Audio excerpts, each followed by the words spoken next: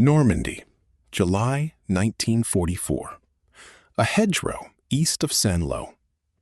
A German paratrooper of the 3rd Fallschirmjäger Division is folded into the base of the embankment, wearing a smock cut from waterproof cotton in a disruptive pattern the Waffen-SS had field-tested in 1937, and the German High Command had estimated would cut casualties by 15%. His helmet is covered. His face is darkened. The vegetation around him is undisturbed. He has held this position without moving for nearly 6 hours in the specific discipline that German camouflage training drilled into every soldier issued the pattern. Stillness is the camouflage. Movement, more than any flaw in the printed fabric itself, is what the human eye and the trained observer's attention actually catch. He has done everything the German army trained him to do. No patrol walks the lane in front of him. No scout points toward his position. No spotter calls out a sighting. And then, without any of the preconditions that should precede a man's death in combat, an 81mm mortar round detonates 10 feet above him. Then a second. Then a third. His squad mate, captured shortly after and questioned by 1st Army intelligence officers, says something that recurs in different phrasing across dozens of interrogation reports filed that summer. We were not seen. It is a strange complaint from a prisoner of war. He is not claiming the Americans missed. He is claiming they found him without finding him, that his concealment had functioned exactly as designed, and he was dead regardless. 6 weeks earlier, the identical camouflage system, designed by the same Munich art professor, had been killing British infantry at a catastrophic rate east of Caen. British, Canadian, and Polish casualties in Normandy reached 83,000 by the end of August, 16,000 of them fatal, much of it inflicted by weapons fired from positions the attacker never located. The camouflage worked. The Germans were ghosts in the hedgerows, and the British paid for it in blood. So why did the same ghosts, fighting the same way in the same terrain, stop being ghosts against a different army? The answer has nothing to do with sharper American eyes, better trained scouts, or superior camouflage doctrine. The Americans barely had one, and what little doctrine existed was abandoned within weeks for reasons that had nothing to do with its tactical merit. It has to do with a theory of warfare developed 2 decades earlier at a desert artillery school in Oklahoma, built around a question nobody else in 1944 had seriously asked. What if you didn't need to see the enemy at all? The camouflage itself deserves to be taken seriously, because it is the easiest part of the story to underestimate. In 1931, the German Reichswehr issued a 4-color disruptive pattern called Splittertarn, hard-edged green and brown polygons over a tan or gray field with vertical green dashes suggesting rain. It was designed originally for the Zeltbahn, the triangular shelter quarter every German soldier carried, and was gradually adapted into smocks, helmet covers, and Luftwaffe jump uniforms through the late 1930s. The pattern's geometric construction reflected the limits of contemporary textile printing technology as much as any design philosophy. Hard polygon edges were simpler and cheaper to mass-produce accurately than the organic shapes that would come later. And Splittertarn was, by the standards of its successors, a workable but unsophisticated solution. The more sophisticated development came from the SS reconnaissance establishment. SS Major Wim Brandt, an engineer commanding the SS Reconnaissance Battalion, went looking in 1935 for better concealment and found Johann Georg Otto Schick, a Munich art professor who had spent years studying how light moves through tree canopy across the seasons. Schick's academic background was in textile and pattern design rather than military science, which made him, in the context of 1930s European camouflage research, something of an outsider whose contribution depended entirely on persuading skeptical military engineers that artistic technique had something concrete to offer for combat survival. Schick understood something specific about human vision. The eye locks onto sharp edges and consistent shapes, and a pattern that has neither breaks down as a recognizable object. He designed patterns unlike anything previously deployed on a battlefield. Eichenlaubmuster, oak leaf, Platanenmuster, plane tree. Rauchtarnmuster, blurred smoke edge, painted not as geometric shapes, but as an approximation of dappled light itself. He made the garments reversible, green on one side for summer, brown on the other for autumn, doubling the system's seasonal effectiveness with no added manufacturing complexity. The SS Deutschland Regiment ran field trials in 1937. The estimate that came back projected a 15% reduction in casualties, a figure derived from controlled exercises comparing detection rates between soldiers wearing the new patterns and soldiers in standard field gray, observed by trained spotters at varying ranges and under varying light conditions. Patents were filed in 1938. By the time German paratroopers landed in Crete in 1941, the Wehrmacht's elite formations had access to what was, by any honest technical measure, the most advanced individual soldier camouflage system on Earth. A system that would not see meaningful imitation by other major armies until well after the war's end.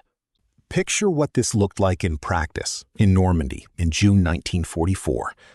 A Waffen-SS Panzer Grenadier from the 12th SS Panzer Division, Hitler Jugend, settles into a hedgerow north of Caen, wearing Schick's oak leaf pattern green side out. Around him, 6-foot earthen banks topped with brambles and hawthorn that had grown undisturbed since the Roman occupation. The sunken lanes were so deep and so overgrown that a Scottish reconnaissance officer, writing afterward of the fighting, described seeing or suspecting danger in every blade of grass. The German soldier has dug into the bank itself, beneath the root system, in a position tunneled through the embankment so he can fire from either side without repositioning. A degree of engineering effort the German pioneer units had clearly invested significant time preparing well before any British advance reached the position, suggesting defensive planning that anticipated the bocage's tactical value months in advance, rather than improvising it under pressure.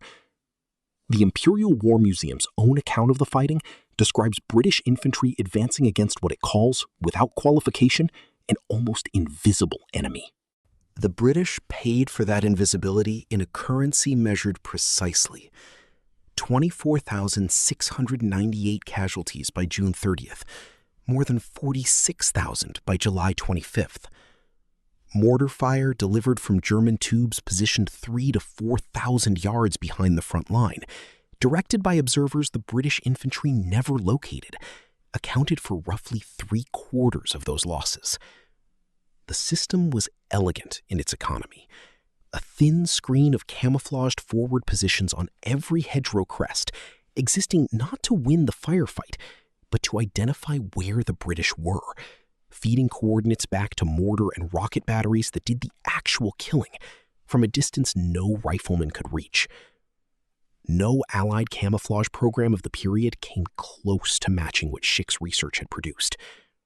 British and Canadian forces in Normandy fought largely in plain khaki battle dress, with only scattered unofficial use of improvised foliage and sniper-specific denizen smocks, while German infantry across multiple divisions were standardized, mass-produced patterns purpose-built for the specific terrain they were defending. The reason this asymmetry receives relatively little popular attention is straightforward. The historical record tends to be written by the side that ultimately wins the larger war, and the larger war was won by an army fighting a different kind of fight in a different sector at the same time. Within the specific British versus German contest in the Bocage, judged purely on its own terms, the Germans were winning decisively and repeatedly for the better part of 2 months. The British army that suffered this was not undertrained or undermotivated. It contained veterans of North Africa, Italy, and Crete, fighting under Lieutenant General Guy Simon's bite and hold doctrine, a careful set-piece method built on a rolling artillery barrage, followed by infantry advancing in disciplined fire and movement against a positively identified objective. The doctrine had been refined through 3 years of hard experience against German positions in the desert, where flat, open terrain had made it broadly effective. In the western desert, German positions could often be located by aerial reconnaissance and direct observation well before contact, and the rolling barrage could be timed against confirmed coordinates with reasonable confidence. The bocage destroyed that confidence systematically. Normandy's hedgerows were not open desert. Each field, typically 40 to 200 yards across, was bounded by an earthen bank topped with dense vegetation that had grown for centuries, creating a terrain feature closer to a maze of fortified compartments than open countryside. British officers who had fought at El Alamein found themselves applying a doctrine calibrated for visibility ranges of a mile or more to terrain where visibility might be 15 yards in any direction. The doctrine's core assumption that aerial and ground reconnaissance could reliably locate the enemy before an attack began simply did not transfer. That sequence had one absolute requirement, regardless of terrain. You had to see the target before you could engage it.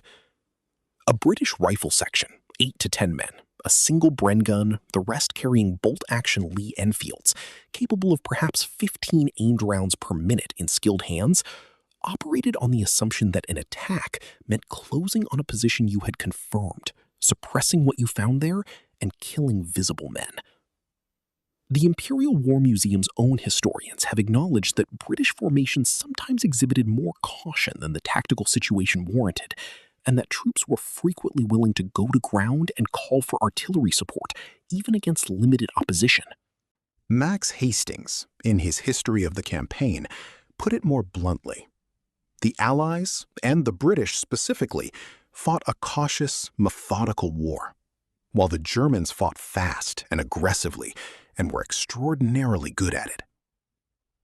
Hastings' point was not that British soldiers performed poorly, it was that German soldiers performed brilliantly in precisely the kind of engagement the British doctrine offered them, an engagement in which the man who could not be seen was the man who survived to kill.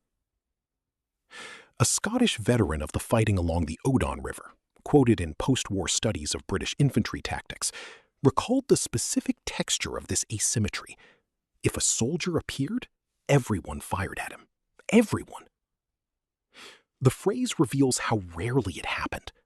The German rifleman, hooded beneath his chic-designed smock, fired once from concealment and then did not fire again until he had relocated. A British section that took a single casualty from an unseen position did exactly what its training specified. It went to ground and radioed for support. And while it waited, the German mortar crews to the rear, already supplied with coordinates by the forward observer who had watched the British line approach, opened fire on a target that had obligingly stopped moving. Villers-Bocage, on June 13, 1944, is the single engagement most often cited to illustrate this dynamic, and the specifics deserve more attention than the engagement usually receives. The British 7th Armored Division, the Desert Rats, veterans of 3 years of mobile warfare in North Africa, where exactly this kind of methodical advance had repeatedly proven effective, pushed a reconnaissance column through the town in an attempt to outflank the German defenses around Caen. SS Hauptsturmführer Michael Wittmann, commanding a single Tiger tank that had become separated from its unit, identified the column from a concealed position along the road and attacked alone. In the space of roughly 15 minutes, Wittmann's tank destroyed or disabled more than a dozen British vehicles, tanks, half-tracks, and reconnaissance cars strung out along the narrow main street with no room to maneuver or return effective fire. The Tiger's heavy frontal armor made it functionally immune to the British vehicle's main guns at the ranges involved. What makes Villers-Bocage relevant to the broader pattern is not Wittmann's tactical brilliance, considerable as it was, but the structural reason the column was vulnerable to it in the first place. The 7th Armored's advance had proceeded according to a doctrine built for terrain where an approaching column could reasonably expect early warning, visual contact with enemy armor at distances measured in hundreds or thousands of yards, time to deploy into a fighting formation before contact. The bocage offered none of that warning. A single, well-concealed tank, applying exactly the same camouflage principles that protected German infantry in the hedgerows, could engage a road-bound column from point-blank range before anyone in that column had any indication a threat existed.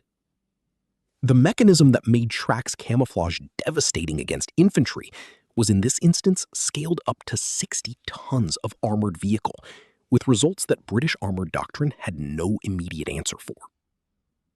The mechanism that made this work at Villers Bocage in mid-June, when SS Hauptsturmführer Michael Whitman's single Tiger tank destroyed a substantial portion of the British 7th Armored Division's lead column in minutes, was the same mechanism operating at platoon scale across the entire bocage. Nothing in the advancing British formation located the threat until the threat's first round was already in flight. What neither army on either side of that engagement yet understood was that an entirely different theory of target acquisition was about to arrive in the same terrain. The American rifle section and the American doctrine above it at every level did not treat seeing the enemy as a precondition for killing him. 20 years before D-Day, the relevant thinking was happening not in France, but at Fort Benning, Georgia, and Fort Sill, Oklahoma. Institutions operating on the threadbare budgets of the interwar army, working through a problem more fundamental than any specific tactic. The interwar army that produced this thinking was by any measure a marginal institution within American national life, ranked 17th in the world by size in 1939, smaller than the Army of Romania, chronically underfunded through a depression that saw most government spending categories cut to the bone. The U.S. Army of the 1920s and 1930s had little institutional prestige and even less political support. What it had, in specific pockets, was a culture of taking seriously the lessons of the previous war, at a moment when most of the world's major militaries were more interested in refighting their last victory than in interrogating their own casualty statistics. American infantry doctrine through the 1920s and 1930s had absorbed a specific lesson from the Army's own studies of First World War small arms engagement. In modern combat, the enemy is mostly invisible. He's in a trench, a hedge, a building. The Napoleonic image of two ranks exchanging aimed fire at visible silhouettes had no relationship to what actually happened on a real battlefield, where most infantry fire on both sides was directed at suspected rather than confirmed positions, and the rounds that did the killing were simply the ones that happened to land where an enemy actually was. This was not a uniquely American observation. French and German staff studies of the same war reached broadly similar conclusions, but the American institutional response to the observation diverged sharply from what either European power chose to build. Two decisions followed from this insight, and together they determined the character of the war the American riflemen would fight in 1944. The first was the M1 Garand, adopted as the standard infantry rifle in 1936, the only semi-automatic standard-issue infantry rifle fielded by any major combatant in the entire war. The decision to adopt it had been contested for years within the Army's own ordnance bureaucracy, with traditionalists arguing that a semi-automatic rifle would waste ammunition and erode the fire discipline that bolt-action weapons enforced by their slower cycle.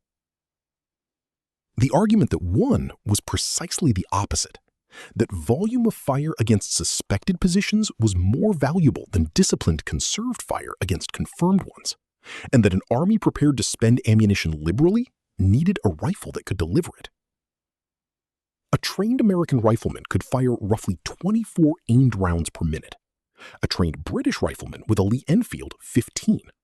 The German Carabiner 98K's practical rate was lower still. Canted to the squad, the difference became structural rather than incremental.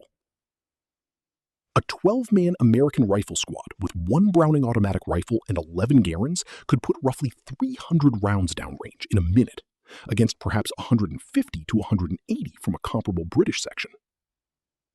That volume meant the American squad could afford to fire at a location it merely suspected rather than one it had positively confirmed, without sacrificing the ability to move and observe at the same time. The second decision was doctrinal, and the Army gave it a clinical name: reconnaissance by fire. Field manuals of the period instructed units to fire on likely enemy positions, specifically to provoke a response that would confirm the enemy's presence and location. In Normandy, this produced a specific and repeatable procedure. American armored columns trained their main guns and machine guns alternately, left and right of their axis of advance, firing more or less continuously into any terrain that might conceal a position.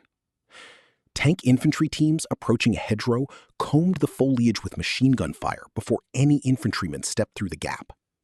Supply trucks running partially cleared roads mounted .50 caliber Brownings on their cabs and used them the same way. The Army's own post-war analysis stated the principle without euphemism. When tanks lead an attack, they must use their guns for reconnaissance by fire, and approaches to hedgerows should be combed with machine gun fire as a matter of course, independent of whether a specific threat had been identified. Consider what this meant from inside the German position. A paratrooper, wearing 6 most sophisticated pattern, dug into a hedgerow so thoroughly concealed that his own divisional commander could have walked past without seeing him, encounters as the very first event of an American advance a Sherman's coaxial machine gun raking a long burst across his position, with no patrol, no scout, no spotter, and no confirmed sighting preceding it. The tank did not pause to determine whether he was there. It treated the hedge as occupied by default and fired on that assumption. This is the puzzle recorded from inside the German foxhole. The soldier dies. His comrades interrogated afterward describe their confusion in terms that translate consistently as, "We cannot understand how he was found." In the German theoretical model of how a man dies in combat, identification necessarily precedes death. The American theory had simply removed that step from the sequence. The rifle squad's volume of fire was only the leading edge of the problem. The deeper mechanism operated above the level of any individual weapon at the gun line. 15 years before Normandy, 2 field artillery officers at Fort Sill, Major Carlos Brewer and Major Orlando Ward, had built a fire direction system on a proposition that the rest of the artillery world treated with polite skepticism: that a single coordinating center could compute firing solutions for every battery within range simultaneously, allowing a single forward observer to call in the concentrated fire of an entire division's artillery onto one grid square. The demonstration at Fort Sill in 1931 was met by most accounts with something close to institutional indifference. The communications requirements seemed impractical for the radio equipment then available, and the underlying mathematics, however elegant, struck many career artillery officers as a solution to a problem nobody had asked them to solve. Brewer died before the war began, having never seen what his concept would do in combat. The Americans called the resulting capability time on target. In practice, it meant that an American platoon leader, looking at a hedgerow he could not see into, could transmit a 6-digit map coordinate and have, within 5 to 7 minutes, between 100 and 300 shells from 105mm and 155mm howitzers detonating inside that grid square. German artillery doctrine, by comparison, required pre-plotted survey positions and deliberate calculation. An unexpected threat from an unanticipated direction could take 10 to 15 minutes before German guns could respond at all. And that response still required the kind of direct observation the German system had been built around. At Hill 192, outside St. Lo, the U.S. 2nd Infantry Division fired as many as 20 time-on-target missions per night against a sector barely 2 miles wide to keep the paratroopers of the 3rd Fallschirmjäger Division continuously off balance. The sustained tempo denied defenders the kind of pattern recognition experienced infantry normally develop under bombardment. The learned sense of when a barrage is likely to lift, when movement becomes survivable, when a position can be reoccupied. Aerial photographs of the position afterward showed terrain that observers described as resembling a moth-eaten blanket. Hedgerows and tree lines pockmarked and consumed by repeated saturation fire. The German paratroopers in their Splittertarnenzug smocks were no less concealed on July 10th than they had been on July 1st. Their concealment had simply become irrelevant because it was a property of their individual bodies, and the shells were not aimed at bodies. They were aimed at the grid square the bodies happened to occupy. When the Americans took Hill 192 on July 11, 1944, the 2nd Infantry Division had lost 594 killed and roughly 3,000 wounded across the fighting for that single position. The German defenders had been effectively wiped out, their bodies found afterwards still in their excellent camouflage, killed by an enemy that in many documented cases had never visually located them at all. Field Marshal Erwin Rommel, writing to the German High Command before he was wounded by Allied air attack in July, identified the actual cause with the precision of a professional who understood exactly what was killing his men. Their great superiority in artillery, he wrote, and an outstandingly large supply of ammunition. Rommel, among the most respected practitioners of mobile warfare in the entire German officer corps, was not describing better marksmanship or even better camouflage from the American side.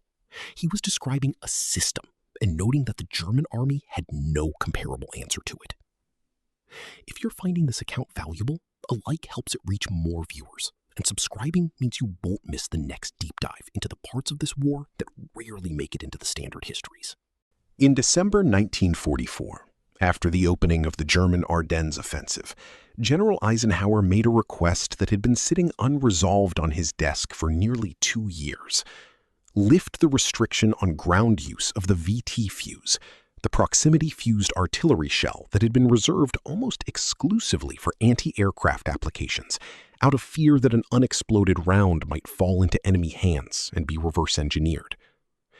The fuse had been developed by Section T of the Office of Scientific Research and Development, a program that had consumed roughly 3% of all American physicists working during the war, and that the Navy had guarded with a secrecy comparable to the atomic bomb project, restricting its use over land for 2.5 years specifically because the operational value of surprise was judged to outweigh the tactical benefit of earlier deployment.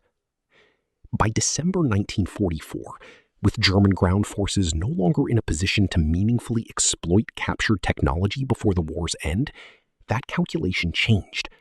Authorization came back within 48 hours of Eisenhower's request. By the end of the month, hundreds of thousands of VT-fused rounds were being fed into American howitzers across the front. The fuse was a miniature radio transmitter built into the shell's nose, broadcasting continuously as the round flew. When the reflected signal indicated the shell had reached an optimal height above the ground, typically 30 to 50 feet, the fuse detonated automatically, producing a precisely timed airburst that sent fragments raining downward over the entire target area, rather than concentrating blast and fragmentation at the point of ground impact. The engineering required to make this reliable was substantial. The electronics inside the shell had to survive being fired from a cannon, an acceleration force exceeding 20,000 times gravity, while spinning at tens of thousands of revolutions per minute, a problem that German ordnance engineers had separately investigated earlier in the war and concluded was not solvable with available vacuum tube technology. They were, on the specific engineering question, wrong. But their assessment was not unreasonable given what German laboratories had managed to test, and it meant German forces went into the last winter of the war with no defensive countermeasure for a weapon their own technical establishment had concluded should not exist. This mattered specifically and devastatingly for camouflage doctrine because the VT fuse did not care about the kind of cover a concealed rifleman instinctively relied on. A man flat against the earth, hidden in brush or a shallow foxhole, had been protected since 1914 by a simple geometric fact. Fragments from a ground impact shell travel outward and upward, often passing harmlessly over a prone body. The VT fuse inverted that geometry entirely. The detonation happened above the man, and the fragments came down onto him from directly overhead. No posture, no hedgerow, no degree of concealment changed the physics. The chief ordnance officer of the European theater reported that one German patrol caught in the Hürken forest by a barrage using the new fuses was found afterward with 96 bodies in a condition observers described, without exaggeration, as having gone through a meat grinder. Every one of them still in concealed positions, still camouflaged, none of it having mattered in the slightest. General George Patton, in a memorandum written shortly after the fuse's introduction to ground combat, stated his assessment without qualification.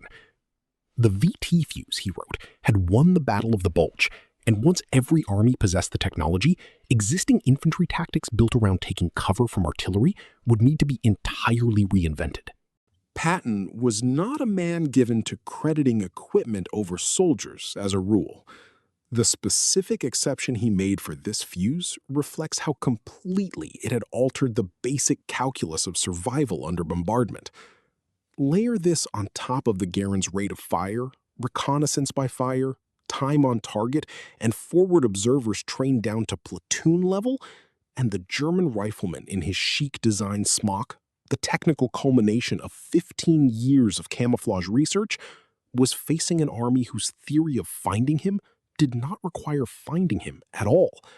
It required only knowing with reasonable confidence that he was somewhere within a defined area, and then delivering enough fire into that area that the distinction stopped mattering. The German confusion recorded in interrogation transcripts borders on philosophical. These were not unintelligent men. They were veterans who understood, in the specific way experienced soldiers understand their own survival, what should and should not get them killed. Their training held that detection preceded death as an absolute rule. When they could not be detected by every rule they had been taught, they should not have died. The Army's own wartime compilation of German prisoner statements, filed as a classified appendix to the broader combat lessons series, and only declassified decades later, contains a section heading that intelligence officers had titled, without apparent irony, Enemy Comments on American Methods. The entries beneath it, drawn from interrogations conducted at division and corps level throughout 1944, are notable less for their content than for how rarely they vary across units that had no contact with each other and no shared chain of command through which a complaint could have spread. The same 4 words recur, translated slightly differently by different interrogators, in entry after entry. We could not locate them. What the Germans could not produce, structurally rather than through any individual failure, was the combination that the Americans had assembled. They had artillery, they had machine guns, they had time-fused airbursts of their own design. What they did not have was all of it integrated down to the level of a single platoon leader's radio handset, a capability the American Army had spent 15 years quietly building during a period when most of the world, including much of America's own military establishment, considered artillery coordination and infantry rifle volume to be settled, secondary questions, not worth further investment. American camouflage doctrine, for what it is worth, barely existed by comparison, and what little there was frequently backfired. American troops issued the M1942 herringbone twill camouflage pattern were repeatedly mistaken at a distance for Waffen-SS troops and fired on by their own side, leading to the pattern's informal abandonment in the European theater within weeks of its introduction. This was not American superiority in the same discipline the Germans had mastered. It was a different discipline entirely, one that had concluded concealment was a problem worth solving only on the enemy's side of the equation. Here is the forensic verdict. The German rifleman in the hedgerow did not fail. His camouflage did not fail. His training did not fail. What failed was the underlying theory of warfare he had been raised inside, a theory in which visibility was the precondition for lethality, shared symmetrically by both the German army that perfected concealment and the British army that suffered most from it. Both sides, in the bocage fighting against each other, were playing the same game by the same rules. The British lost repeatedly to a German opponent who was, within that shared framework, simply better. The American army was not better at that same game. It had stopped playing it. Its doctrine treated the location of the enemy, which patch of terrain, not which specific man, as the operational question. And once a patch of terrain was identified as plausible, the rest was procedure. Comb it with machine gun fire. Drop mortars on it. Call time on target. Drive a Sherman through it. A man could be wearing the most sophisticated dappled foliage pattern Otto Schick had ever designed, and it would not matter, because that pattern was a property of the man, and the American response was directed at the ground he occupied, rather than at him specifically. This was not American tactical genius in the sense the war's popular mythology often assumes.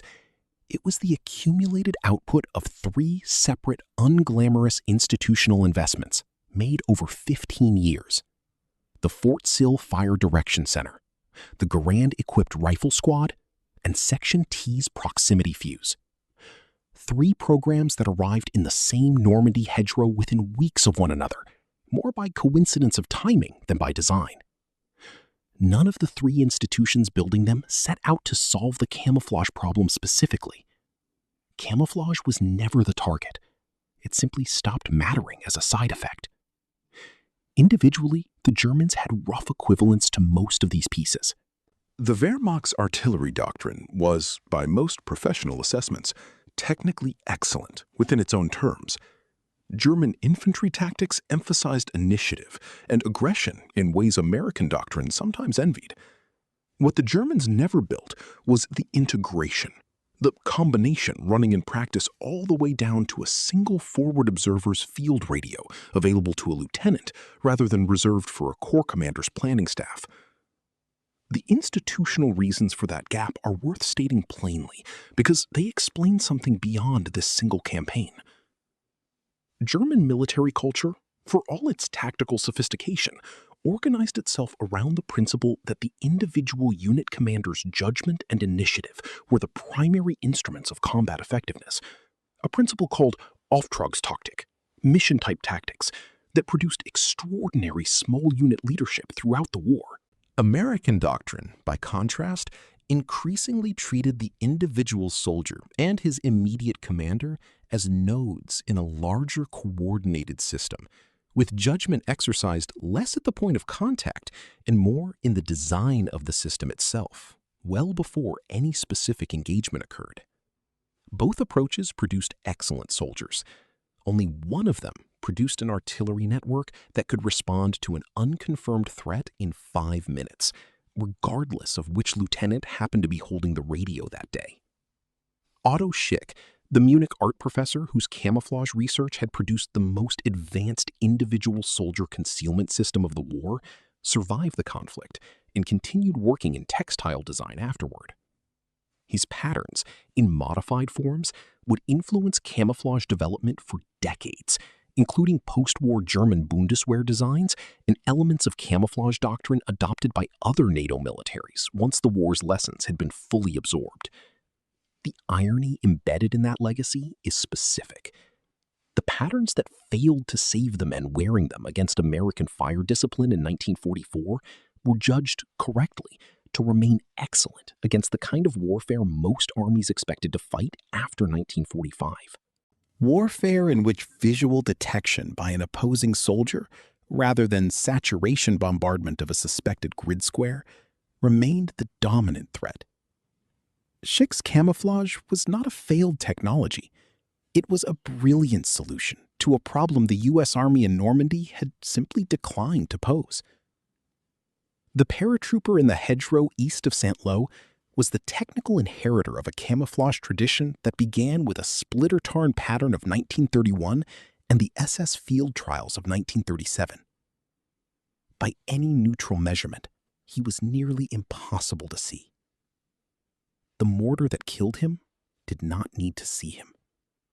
It needed only a grid coordinate that probably contained a hedge that probably contained someone, and a willingness to saturate that coordinate, regardless of whether the someone had ever been confirmed. He died without understanding what had killed him, because the framework he had trained inside did not contain the possibility of dying unseen. The German theory of combat was deterministic. If undetected, then unharmed. The American theory was probabilistic. Detection was never guaranteed, so the system was built to make that uncertainty survivable through sufficient density of fire. Both theories were internally coherent. Only one of them matched the conditions actually present in the bocage in the summer of 1944.